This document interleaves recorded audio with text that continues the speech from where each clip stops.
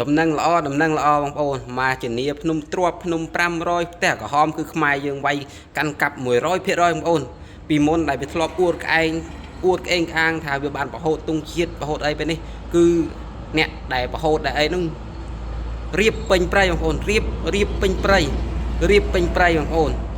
ឡូវនេះគឺយើងគ្រប់គ្រងកាន់កាប់100%បងប្អូន100%នេះគឺជាព័ត៌មានច្បាស់ការដែលបណ្ដាញសារព័ត៌មានធំក្នុងជួរកងទ័ពបានផុសបងប្អូនគឺយើងបានគ្រប់គ្រងស្ថានភាពគឺគ្រប់គ្រងមិនត្រឹមតែវីបអីបងប្អូនគឺគ្រប់គ្រងផ្ទះក្រហមគ្រប់គ្រងភ្នំ500គ្រប់គ្រងភ្នំទ្របនៅគ្រប់គ្រងកន្លែងអ្វីជាច្រើនទៀតបងប្អូននេះគឺជាព័ត៌មានដែលទម្លាក់មកបណ្ដាមកយើងមានតែតាមដានទាំងអស់គ្នាទៀតតើខ្មែរយើងនឹងកាន់កាប់កន្លែងណាខ្លះបងប្អូនបន្ទាប់ពីសម្ដេចគាត់បានប្រកាសហើយថាបន្ទាត់ក្រហមមានដែនកំណត់បងប្អូនបន្ទាត់ក្រហមគាត់បានកំណត់រួចហើយបងប្អូនកំណត់រួចហើយអញ្ចឹងទីលើបន្ទាត់ក្រហមមិនត្រឹមតែទប់ទេបងប្អូនគឺវាយបកឈោជើងកន្លែងកាន់កាប់ទៀតបងប្អូនអញ្ចឹងនេះគឺជាដំណឹងល្អមួយសម្រាប់ពុកម៉ែបងប្អូនអាច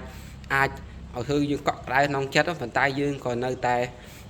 ចូលរួមសោកស្ដាយចំពោះវីរៈកងទ័ពយើងដែលបានពលីលះបង់ប៉ុន្តែការពលីលះបង់របស់គាត់នេះគឺបានផលឲ្យប្រទេសជាតិឲ្យប្រជាពលរដ្ឋសប្បាយចិត្តជាខ្លាំងបងប្អូនទៅលើសមិទ្ធផលដែលគាត់ខំលះបង់បងប្អូនហើយសម្រាប់បងប្អូន